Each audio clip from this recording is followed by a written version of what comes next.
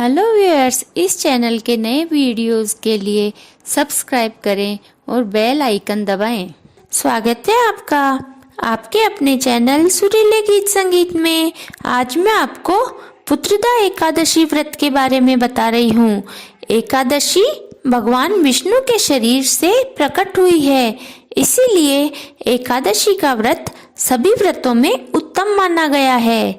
यह व्रत मोक्ष देने वाला है। आज मैं आपको पौष माह की शुक्ल एकादशी पुत्रदा एकादशी की कथा सुना रही हूँ। इस व्रत को करने से बंध्या स्त्री को भी पुत्र प्राप्त होता है। इस दिन नारायण भगवान की पूजा करनी चाहिए तथा बछड़े वाली गाय के दूध से भगवान की प्रतिमा को स्नान कराना चाहिए। सागार में भी बछड़े वाली गाय के दूध का प्रयोग करना चाहिए। अब मैं आपको पुत्रदा एकादशी व्रत कथा सुनाती हूँ। एक दिन पांडुपुत्र युधिष्ठिर ने भगवान श्री कृष्ण से पूछा कि पौष माह की शुक्ल एकादशी का क्या नाम है तथा उस दिन के व्रत के महात्म्य को सुनाने की कृपा करें। इतना सुनकर श्री भगवान ने कहा कि हे धर्मावतार, इस एकादशी का नाम पुत्रदा एकादशी है। इसका व्रत करने से मनुष्य तपस्वी, विद्वान, लक्ष्मीवान और पुत्रवान होता है। इस दिन भगवान की पूजा की जाती है। इस व्रत के समान संसार में दूसरा कोई व्रत नहीं है। इस विषय में तुमसे एक पुरातन कथा कहता हूँ।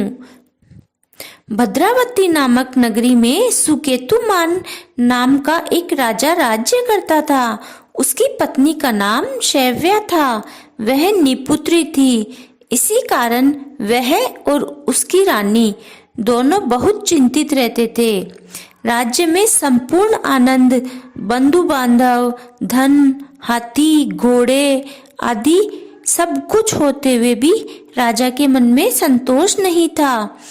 इन सब का कारण था कि राजा के संतान का ना होना, क्योंकि मरने के बाद उसके पिंड कौन दान करेगा। जिस घर में पुत्र ना हो उसका कल्याण होना कठिन है। उस घर में सदैव अंधेरा ही रहता है। इसीलिए मुझे पुत्र की प्राप्ति का उपाय करना चाहिए। इस प्रकार राजा हमेशा चिंतामग्न रहने लगा। एक दिन राजा ने बहुत दुखी होकर आत्महत्या कर शरीर त्यागने का विचार किया, किंतु आत्महत्या करना महापाप है। यह सोचकर वह बिना कुछ कहे राजपाट को त्याग कर वन में चला गया। राजा वन में पहुंचकर वन के जीवों के चरित्र देखने लगा। अनेक जीव अपने बच्चों के साथ घूम रहे थे। मृग, बाघ, सुअर, रीछ, सिंह, बंदर, सर्प इत्यादि अनेक जीवों को देख वह वन के अनेक दृश्यों को निहारते राजा को दोपहर व्यतीत हो गई। तो उसे भूख व प्यास लगने के कारण व्याकुल होने लगा। तभी राजा ने सोचा कि मैंने अब तक अनेक यज्ञ, दान आदि किए हैं और अनेक ब्राह्मणों को भोजन भी कराया है, परंतु फिर भी यह कष्ट मुझे किस कारण प्राप्त हुआ है। तब राजा प्यास से व्याकुल हो पानी की तलाश में आगे बढ़ा। आगे चलकर उसने देखा कि एक स्थान पर कुछ मुनियों के आश्रम बने हुए हैं और इन आश्रमों के पास ही एक सुंदर तालाब है जिसमें अनेक कमल खिले हुए हैं। यह सब देखकर राजा घोड़े से उतरा और मुनियों को जाकर दंडवत प्रणाम किया। मुनियों ने खुश होकर कहा, हे राजन, आपके इस घोर वन में आने का क्या कारण है। राजा ने कहा, हे मुनियों, आप कौन हैं और इस वन में निवास करने का क्या कारण है। मुनियों ने कहा, नरेश, हम लोग विश्वदेव हैं। इस सरोवर पर स्नान करने आए हैं क्योंकि आज पुत्रदा एकादशी है। राजा ने कहा, हे ऋषिवरों, मेरे कोई संतान नहीं है। यदि आप प्रसन्न हो तो मुझे भी एक पुत्र होने का वर दीजिए। मुनियों ने कहा, हे राजा, आज पुत्रदा एकादशी है, तुम इसका व्रत करो, भगवान की कृपा से अवश्य ही आपको पुत्र रत्न की प्राप्ति होगी। मुनियों के कहे अनुसार राजा ने सरोवर में स्नान किया और एकादशी का व्रत किया और मुनियों को दंडवत प्रणाम करके अपने नगर को वापस चला आया। नारायण की कृपा से रानी शैव्या ने गर्भ धारण किया।